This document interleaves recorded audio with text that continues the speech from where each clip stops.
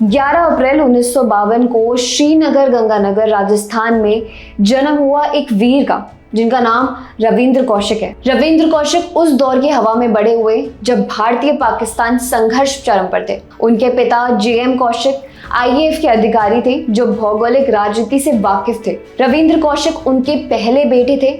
घर में रविंद्र कौशिक की 2 बहनें और एक और भाई था। श्री गंगानगर भारत पाकिस्तान बॉर्डर से 25 किलोमीटर दूर है, इसलिए रविंद्र कौशिक तनाव से वाकिफ थे। उन्होंने जंग भी देखी थी। 12th के बाद उन्होंने कॉलेज ज्वाइन किया, एसडी बिहानी पीजी कॉलेज, जिसमें उन्होंने बीकॉम की पढ़ाई की। बीकॉम करते हुए रविंद्र ने थिएटर ज्वाइन किया और मोनो एक्ट और मिमिक्री में अद्भुत प्रतिभा दिखाई। लोग उनसे कहते थे कि वो विनोद खन्ना जैसे दिखते हैं। वो बहुत बार भगत सिंह का कैरेक्टर निभाते थे। रॉ ने एक प्रोजेक्ट एक्स शुरू किया जिसमें वो पाकिस्तान में भारतीय एजेंट्स बनाना स्टार्ट करेंगे जो पाकिस्तान में रहकर इंफॉर्मेशन भारत भेजेंगे। 1973 में रविंद्र कौशिक के फाइनल ईयर में रॉ एजेंट्स की नज़र एक 21 साल के रविंद्र कौशिक पर पड़ी जो फिल्म फेस्टिवल में एक भारतीय एजेंट का किरदार निभा रहे थे। उस प्ले के चलते रॉ ऑफिसर्स ने रविंद्र कौशिक से बातचीत की, जिसमें उन्होंने उनसे पूछा कि क्या वो देश के लिए सच में कुछ करना चाहते हैं। उसके बाद रॉ एजेंट्स ने रॉ के बारे में बताया उन्हें, और यंग होने के कारण रविंद्र कौशिक ने देश के लिए सच में कुछ करना चाहते थे, तो उन्होंने रॉ एजेंट्स को हामी भर दी।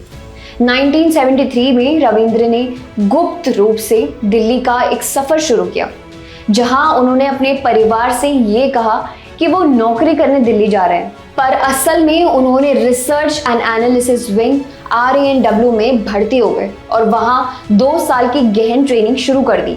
ये ट्रेनिंग केवल भाषा उर्दू, पाकिस्तानी भूगोल, इस्लामिक रीति रिवाज, पाकिस्तानी समाज संस्कृति ही नहीं, बल्कि एक मुस्लिम व्यक्ति की लाइफस्टाइल हैबिट्स, खाना पीना, ग्रीटिंग, हैंड राइटिंग और रविंद्र कौशिक का खतना भी कराया गया। 1975 तक उनके भारतीय रिकॉर्ड्स पूरी तरह मिटा दिए गए और उन्हें नया नाम मिला। नाम था नबी अहमद शाकिर, एक इस्लामाबाद बेस्ड पाकिस्तानी मुस्लिम जिसके साथ उनकी पाकिस्तान में यात्रा की शुरुआत हुई। 1975 में रविंद्र पाकिस्तानी नागरिक नबी अहमद शकीर बनकर पाकिस्तान पहुंचे। अंधेरी रात में उन्होंने कराची यूनिवर्सिटी में एडमिशन लिया और वहां से LLB की डिग्री प्राप्त की।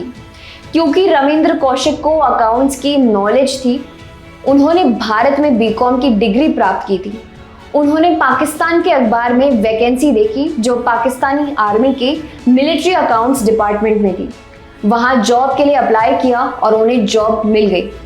पाकिस्तानी आर्मी के मिलिट्री अकाउंट्स डिपार्टमेंट में क्लर्क के रूप में शामिल होने के बाद उन्होंने काफ़ी क्रूशियल और इम्पोर्टेंट इंफॉर्मेशन इंटेलिजेंस को भेजना स्टार्ट कर दिया। पोस्ट से वो इंफॉर्मेशन भेजते थे, एक इनविजिबल इंक से वो भेजा करते थे सारी की सारी इंफॉर्मेशन, वो भी कुवैत के रास्ते। जानकारी को भारत पहुंचने के लिए 6 महीने लगते थे।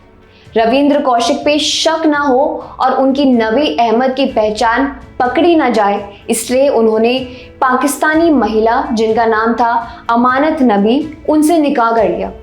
अमानत नबी एक पाकिस्तानी आर्मी टेलर की बेटी थी। रविंद्र कौशिक ने अपनी आइडेंटिटी उस महिला से भी छुपा कर रखी। उनसे उनका एक बेटा अरीब भी हुआ।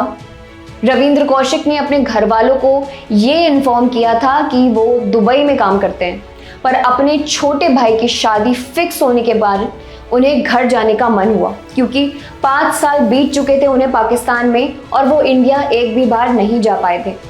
रवि कौशिक ने आर्मी से छुट्टी ली। आर्मी से छुट्टी उन्होंने उम्रा का बहाना लेकर ली।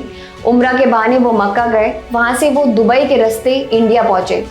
वो अपने भाई की शादी में पहुँच गए, अपने घर वालों को एक आइडिया देकर कि वो देश के लिए काम करते हैं। ये उनकी अपने घर वालों से आखिरी मुलाकात थी। रविंद्र वापस अपने भाई की शादी के बाद पाकिस्तान लौट आए।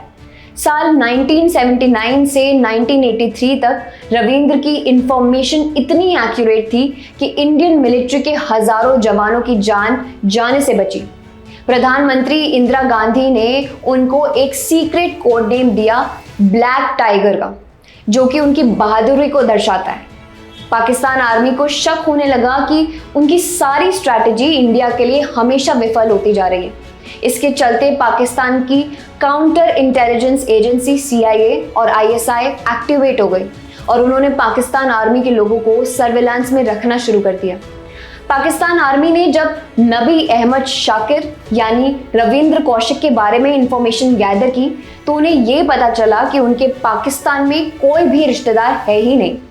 साल 1983 में भारत से एक और खुफिया एजेंट इनायत मसीह को भारत से पाकिस्तान भेजा जा रहा था ताकि वो रविंद्र कौशिक को इम्पोर्टेंट इंफॉर्मेशन दे सकें और उन्हें ब्रेक दे सकें, क्योंकि रविंद्र कौशिक 8 साल से पाकिस्तान रह रहे थे, वो इंडिया वापस आ सकें। लेकिन बॉर्डर पार करते ही इनायत मसीह को पाकिस्तान बॉर्डर में पकड़ लिया गया और इनायत मसीह ने सब कुछ उगल दिया, रविंद्र कौशिक के बारे में, उनके नकाब के बारे में भी। इनायत मसीह को यूज करके पाकिस्तान आर्मी ने एक जाल बिछाया और इनायत को रविंद्र के से पाक में मिलने के लिए कहा, जहां रविंद्र आते हैं और पकड़ लिए जाते हैं। काफ़ी टॉर्चर और हैरेसमेंट झेलने के बाद 1985 में पाकिस्तान कोर्ट ने जासूसी के मुकदमे में उन्हें डेथ पेनल्टी सुनाई, लेकिन ये सज़ा को आजीवन कारावास में बदल दिया गया। पाकिस्तान के मियां वाली जेल में रहने के बाद 2 साल बीतने पर रविंद्र कौशिक को TB हो जाती है और दिल की बीमारियां भी उन्हें घेर लेती हैं, क्योंकि पर्याप्त खाना और इलाज उन्हें नहीं मिलता था। 18 साल उन्हें जेल में बीत जाते हैं। इन सालों में वो एक खुफिया तरीके से अपनी फैमिली को लेटर लिखते हैं, जिसके बाद उनके परिवार को पता चलता है कि रविंद्र के साथ क्या हुआ और उनका परिवार भारत सरकार को कई बार अप्रोच करता है। सरकार ने उन्हें रविंद्र कौशिक को पहचानने से भी इनकार कर दिया था। एक लेटर में रविंद्र कौशिक ने लिखा, "Had I been an American, I would have been out of this jail in 3 days." एक और अन्य लेटर में रविंद्र कौशिक ने अपना दर्द झलकाया। उन्होंने लिखा कि क्या भारत जैसे बड़े देश के लिए कुर्बानी देने वालों को यही मिलता है। 2001 नवंबर में रविंद्र कौशिक की TB से मौत हो जाती है।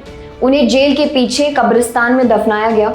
उनकी फैमिली के पास पाकिस्तान जेल के सुपरिटेंडेंट का लेटर आता है, जिसमें उन्होंने रविंद्र कौशिक की डेथ को कंफर्म किया।